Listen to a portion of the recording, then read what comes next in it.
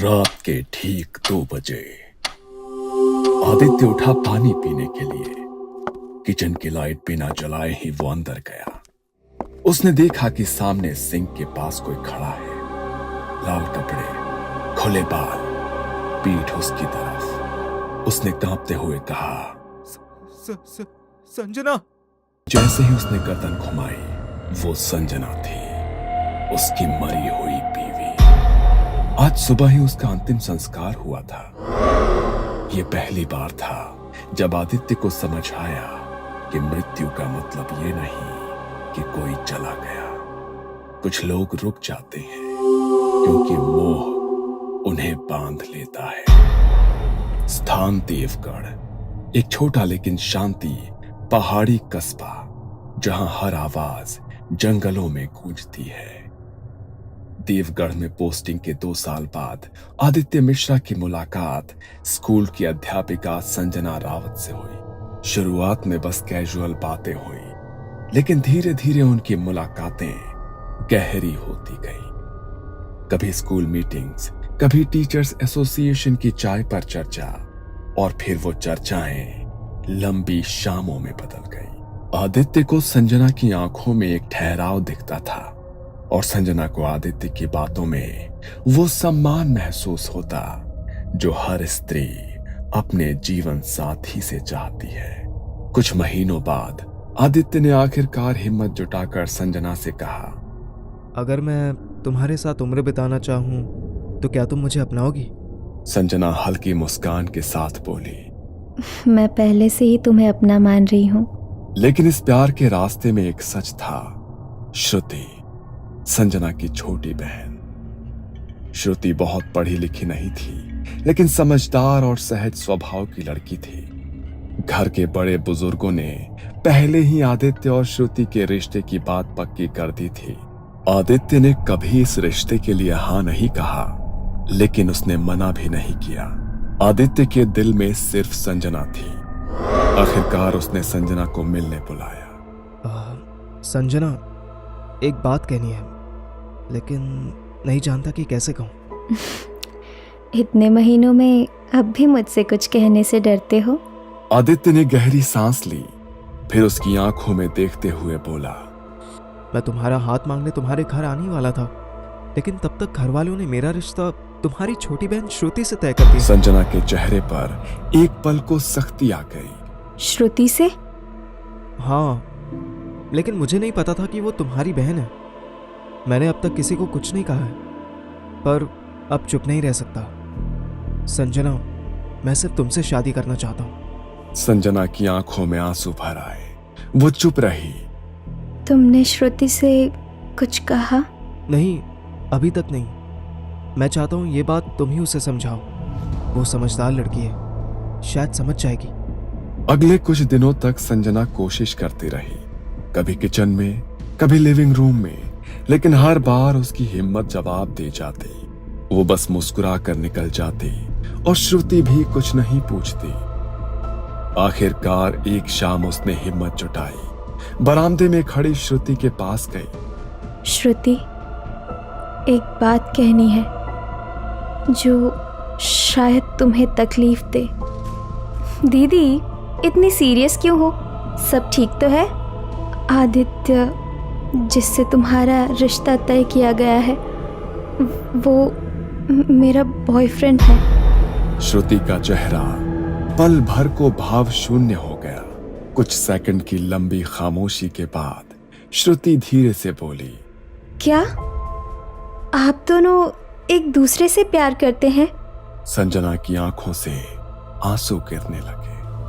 हाँ, मैंने कभी चाहा नहीं था कि ये ऐसे हो।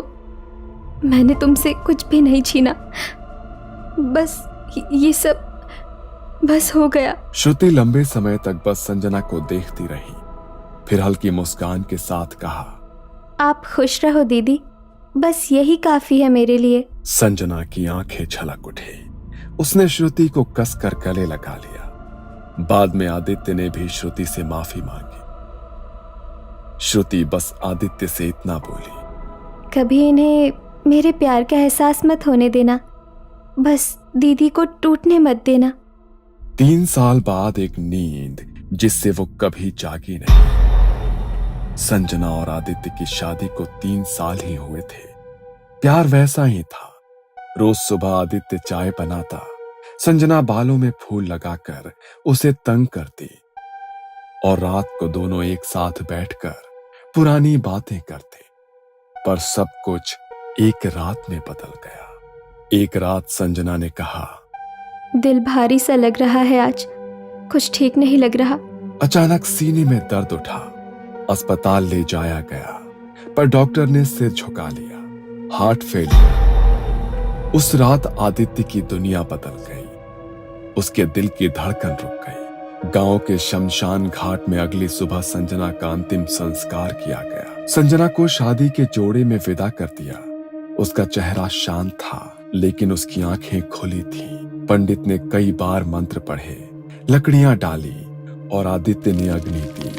पर जैसे ही आग जलने लगी, साथ साथ धुआं भी उठता रहा, पर शरीर भस्म नहीं हो रहा था। चिता पूरी तरह भड़कने के बजाय बस धीमे धीमे सुलग रही थी। लोगों के बीच फुसफुसाहट हुई, ये शरीर त्यागना नहीं चाहती, ये आत्मा मोह से फंसी है, ये जाना नहीं चाहती। आदित्य ने यह सुना, लेकिन उसकी हालत ऐसी थी कि शब्द उसके कानों में घुलते ही खो गए। बस एक अजीब सा बोझ उसके सीने में बैठ गया। उस रात आदित्य अकेले घर लौटा। घर में एक अजीब सा सन्नाटा था। बीच रात वो किचन में पानी लेने गया। खिड़की से आती चांद की रोशनी में उसने यही देखा कि वो खड़ी थी। लाल साड़ी, खुले बाल, हाथों में वही चूड़ियां, चेहरा अधभरा धुंध में, लेकिन वो पहचान गया। आदित्य का गला सूख गया। संजना? उसके होठ थोड़े हिले, जैसे वो मुस्कुराई हो, और फिर अंधेरे में समा गए। इसके बाद आदित्य को नींद नहीं आई। वो बिस्तर पर लेटा तो जरूर, लेकिन दिमाग उसी किचन के दरवाजे पर अटका था। आदित्य सोच रहा था, क्या सच में मैंने उसे देखा? ये मेरे दिमाग का खेल है। उस रात में कई बार उसने उठकर किचन में जाकर देखा। हर बार बस खालीपन था। सिर्फ फ्रिज की धीमी आवाज और घड़ी की टिक टिक। सुबह होते ही उसने श्रुति को फोन किया। आवाज में घबराहट और अकेलापन साफ झलक रहा था। श्रुति, कल रात मुझे लगा जैसे मैंने संजना को देखा। जीजू, आपको अकेलेपन ने परेशान कर दिया है, मैं आ रही हूँ। उस दिन के बाद से श्रुति अक्सर उससे मिलने आने लगी। कभी कुछ खाने का बहाना, तो कभी पुरानी बातें करने का। कई बार वो देर तक बैठी रहती, और कई रातें ऐसी भी थी जब वो वहीं रुक जाती। धीरे धीरे उनकी बातचीत गहरी होने लगी। कभी हंसी तो कभी चुप्पी, कभी बस एक दूसरे को देखना, जैसे कोई नया रिश्ता बनने को तैयार हो। लेकिन दोनों को ये एहसास नहीं था कि जिस घर में वो करीब आ रहे थे, वहां कोई और भी मौजूद था। कोई जो ये सब कुछ देख रहा था। संजना के जाने के बाद आदित्य का अकेलापन अब सबके सामने साफ दिखने लगा था। श्रुति अक्सर उससे मिलने आती, उसके लिए खाना बनाती, घर साफ करती। जब कभी आदित्य कहता, आज रुक जाओ, घर लौटने में देर हो जाएगी, तो श्रुति घर वालों को फोन करके कह देती, आज मैं यहाँ रुक जाऊंगी। धीरे धीरे दोनों की ये मुलाकातें घर और गली में चर्चा का विषय बनने लगी। लोग कहते, शायद दोनों एक दूसरे में सहारा ढूंढ रहे हैं। ये बात दोनों परिवारों तक पहुंची। उन्होंने सोचा कि सही समय आने पर इनसे शादी की बात कर ली जाए, पर इस पूरी कहानी को कोई और भी देख रहा था, यानी संजना की आत्मा। वो अक्सर आदित्य और श्रुति को साथ बैठा देखती, कभी खिड़की के पास खड़ी रहती, तो कभी दरवाजे के पीछे। धीरे धीरे लोगों ने भी रात में गली में उसके दिखने की बातें करनी शुरू कर दी। कल रात मोड़ पर किसी को लाल साड़ी में देखा और फिर पलक झपकते ही वो गायब हो गई। भाई, आदित्य के घर के बाहर एक औरत खड़ी थी, चेहरा धुंधला और बाल बिखरे थे। घर में भी अजीब घटनाएं शुरू हो गई। कभी आदित्य देर से लौटता तो देखता कि किचन का सामान इधर उधर बिखरा है। कभी शाम को लौटकर किचन में जाता तो गरम चाय तैयार मिलती। वो सोचता शायद श्रुति आई होगी और बनाकर गई होगी। लेकिन कई बार तो ऐसा तब भी हुआ जब श्रुति आई ही नहीं थी। एक शाम जब आदित्य घर लौटा तब श्रुति किचन में चाय बना रही है। उसने धीरे से पुकारा, श्रुति। वो पीछे मुड़ा और आदित्य का दिल रुक सा गया। वो चेहरा श्रुति का था, लेकिन आंखें, मुस्कान और वो हल्का झुकाव सब संजना का था। वो कुछ देर बस देखता रह गया। जब श्रुति ने उसे आवाज दी तो वो होश में आया और उसे अब श्रुति दिखी। उस रात आदित्य को एहसास हुआ कि संजना सिर्फ बाहर से ही नहीं देख रही, वो श्रुति के अंदर भी आ रही है, कभी कभी पूरी तरह। वो श्रुति के जरिए आदित्य से प्यार करने की कोशिश करती थी, पर श्रुति को इसका कोई अंदाजा नहीं आया था। दिन गुजरते रहे, लेकिन आदित्य का चैन जाता रहा। संजना अब सिर्फ गली के मोड़ पर या किचन में नहीं दिखती थी, वो हर जगह थी। कभी सुबह दफ्तर जाने से पहले वो दाढ़ी बनाते हुए आईने में देखता तो पीछे संजना खड़ी होती। आदित्य पलटता तो पीछे कोई नहीं होता। कभी टीवी देखते हुए कमरे के कोने में लाल साड़ी का किनारा हिलता दिखता। रात को सोते वक्त बिस्तर के पास किसी के बैठने का एहसास, पर आंख खोलो तो सिर्फ अंधेरा। और सबसे खौफनाक, कभी कभी आधी रात को नींद खुलती तो उसे महसूस होता कि कोई उसके सीने पर बैठा है। ठंडी सांस उसके चेहरे पर आ रही है और फिर धीरे धीरे वो वजन हल्का हो जाता। आदित्य को धीरे धीरे समझ आने लगा कि संजना अब सिर्फ बाहर नहीं है, वो श्रुति के अंदर भी आती है। कभी कभी श्रुति आदित्य से ऐसी बातें करती जो सिर्फ संजना जानती थी। एक शाम आदित्य ने बस यूं ही कहा, वो पुराना लाल दुपट्टा कहाँ है जो तुमने हमारी पहली दिवाली पर पहना था? श्रुति ने बिना सोचे जवाब दिया, अलमारी के ऊपर वाले खाने में रखा है और उसके साथ वो चांदी की पायल भी है जो तुमने पहली बार खरीदी थी। आदित्य हिल गया। ये बातें तो सिर्फ संजना को पता थी, श्रुति को कैसे पता? और फिर अगले दिन जब उसने फिर उसी बारे में पूछा तो श्रुति ने उलझे चेहरे से कहा, कौन सा दुपट्टा? मुझे याद नहीं। उसकी आंखों में उस वक्त सिर्फ मासूमियत थी। यानी कल रात जो जवाब दे रही थी वो श्रुति नहीं संजना थी? इसी बीच घर वालों ने उनकी शादी की बात पक्की कर दी। सबको लगा कि ये दोनों अब एक दूसरे के बिना रह नहीं सकते। लेकिन शादी की तारीख जैसे जैसे पास आती, अजीब रुकावटें आने लगी। एक बार कार्ड छपते छपते प्रिंटिंग मशीन में आग लग गई। दूसरी बात, पंडित जी अचानक बीमार पड़ गए और मुहूर्त बदलना पड़ा। आखिरकार तमाम बाधाओं के बाद उनकी शादी हो गई। पर शादी के दिन भी जब आदित्य ने फेरे के वक्त श्रुति का हाथ पकड़ा तो उसकी हथेली बर्फ जैसी ठंडी थी। श्रुति ने धीरे से उसकी ओर देखा और होठों पर वही मुस्कान थी, वो मुस्कान जो सिर्फ संजना की थी। शादी के बाद शुरुआती दिनों में सब कुछ ठीक लग रहा था। श्रुति घर के काम संभालने लगी। आदित्य से उतनी ही नरमी और अपनेपन से बात करती जैसे कोई नई दुल्हन करती है। लेकिन आदित्य ने महसूस किया कि उसका सजना संवरना बिल्कुल वैसा ही है जैसा संजना करती थी। वो वही लाल बिंदी लगाती, वही इत्र लगाती जिसकी खुशबू आदित्य पहचानता था, वही साड़ी जो संजना की पसंदीदा थी।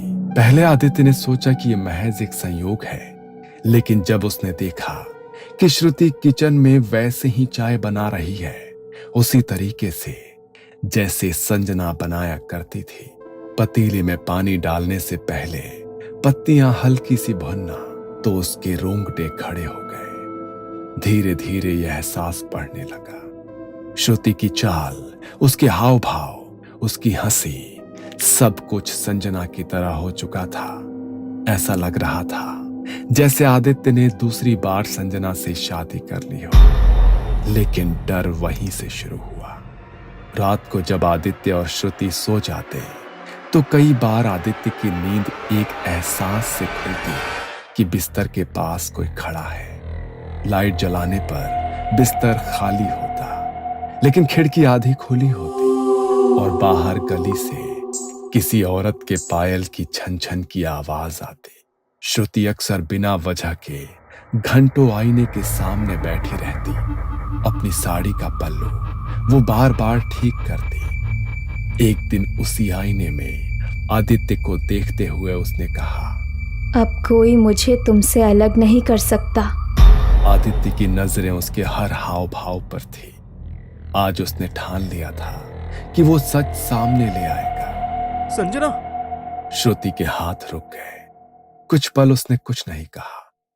फिर बहुत धीरे से उसने सिर घुमाया। उसके चेहरे पर हल्की सी मुस्कान थी, वही मुस्कान जो आदित्य सालों पहले देख चुका था। संजना, ये तुम हो ना? श्रुति धीरे धीरे आईने के सामने खड़ी हुई और बिना पलक झपकाए आदित्य की तरफ देखा। मैं कहीं नहीं गई थी आदित्य। तुमने मुझे जलाया जरूर, लेकिन मेरा प्यार मरा नहीं। श्रुति का शरीर क्यों? ये उसका जीवन है, तुम्हारा नहीं। तुमने मुझे चाहा था, मेरी जगह कोई और कैसे ले सकती है? अब ये शरीर मेरा है और तुम भी। तुम पागल हो गई हो। पागल नहीं, तुमसे अलग होने के दर्द ने मुझे जिंदा रखा है आदित्य। लेकिन अब अगर तुम चाहते हो कि मैं श्रुति को ऐसे ही छोड़ दूं, तो तुम्हें मुझे कीमत देनी होगी। कीमत? कैसी कीमत? उसने अजीब और खतरनाक मांगे करना शुरू कर दिया। तुम्हें पवित्र तेल से दिया जलाना होगा और 7 रातों तक उसे कोई ना देखे, बस जलता रहे। उस मंदिर की मूर्ति लाकर दो जहां हमारी पहली मुलाकात हुई थी। और एक रात उसकी आवाज ठंडी और पत्थर जैसी हो गई। एक बलि चाहिए, बकरा नहीं या मुर्गा नहीं, इंसान की। आदित्य डर के मारे कुछ कह नहीं पाता। वो जानता था अगर उसने मना किया तो शायद संजना श्रुति की जान ले लेगी। इसलिए उसने हर मांग पूरी करने की कोशिश की। तेल का बर्तन, मंदिर की मूर्ति, लेकिन हर बार एक मांग पूरी होते ही दूसरी और भी भयानक मांग सामने आ जाती। आदित्य को अब समझ आ गया था कि यह मोहब्बत नहीं, पागलपन था। और अगर उसने कुछ नहीं किया तो वो श्रुति को हमेशा के लिए खो देगा। आदित्य अब टूट चुका था। संजना की आत्मा की अजीब और खतरनाक मांगे, श्रुति का बदलता स्वभाव और अब श्रुति का गर्भवती होना, सब मिलकर उसे अंदर से तोड़ रहे थे। हर रात उसे डर सताता था कि अगर यह आत्मा बच्चे पर भी हक जताने लगी तो क्या होगा। आखिरकार एक रात उसने तय किया कि वो अब चुप नहीं बैठेगी। गांव के बाहर पहाड़ी रास्तों के बीच एक पुराना आश्रम था जहां बाबा सुदर्शन नाथ रहते थे।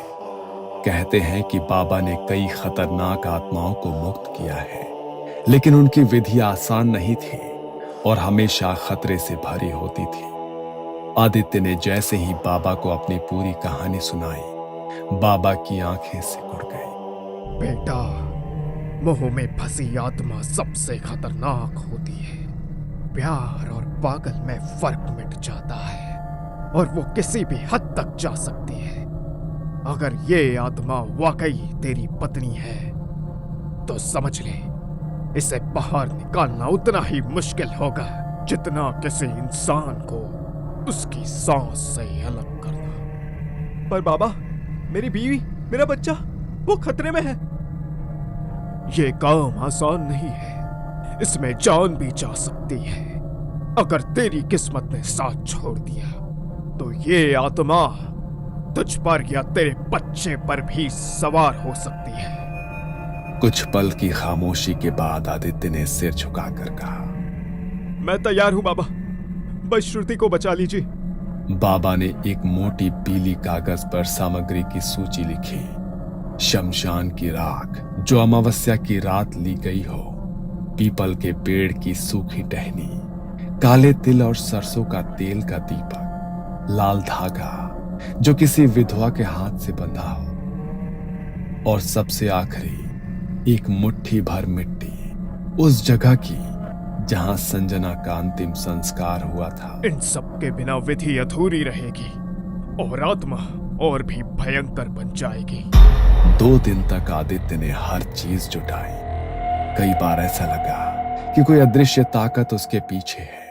मंदिर जाते समय हवा का तेज झोंका, घर लौटते वक्त गली के कोने में वही लाल साड़ी का आभास, और रात को खिड़की पर दस्तक। अमावस्या के 2 दिन बाद बाबा शाम को आदित्य के घर आए। लिविंग रूम में एक गोल घेरा बनाया गया। चारों दिशाओं में दीपक रखे गए और बीच में हवन कुंड। श्रुति को घेरे के अंदर बिठाया गया। उसके माथे पर सिंदूर का गोला बनाकर बाबा ने काले तिल का तिलक लगाया। जैसे ही मंत्रोच्चार शुरू हुआ, हवा का रुख बदल गया। खिड़कियां खुद ब खुद बजने लगी, जैसे कोई हाथों से उसे पीट रहा हो। श्रुति का शरीर धीरे धीरे कांपने लगा।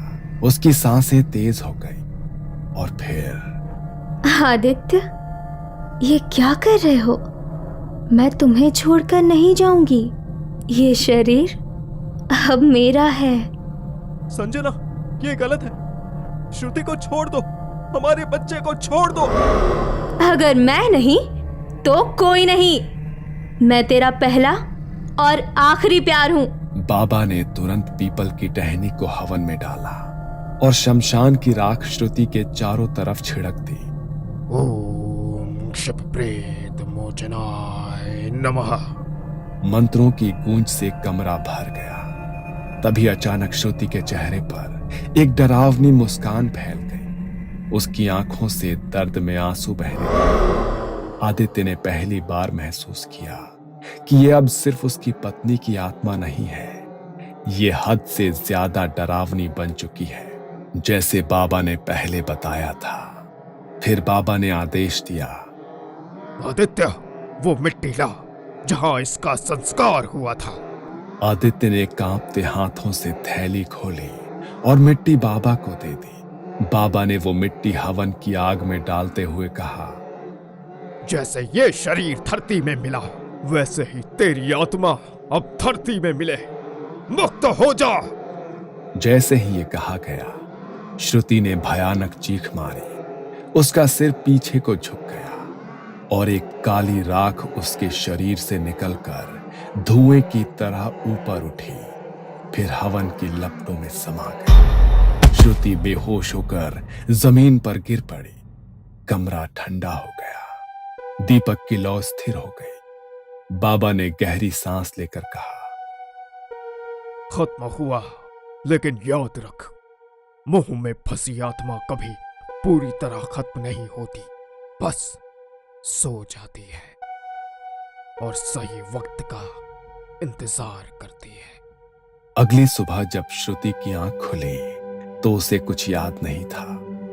आदित्य के दिमाग में बाबा ने जाते जाते जो कहा वही गूंज रहा था कि आत्माएं भी मोह में फंस जाती हैं और मोह प्रेम से ऊपर हो जाए तो वो भूत बन जाता है।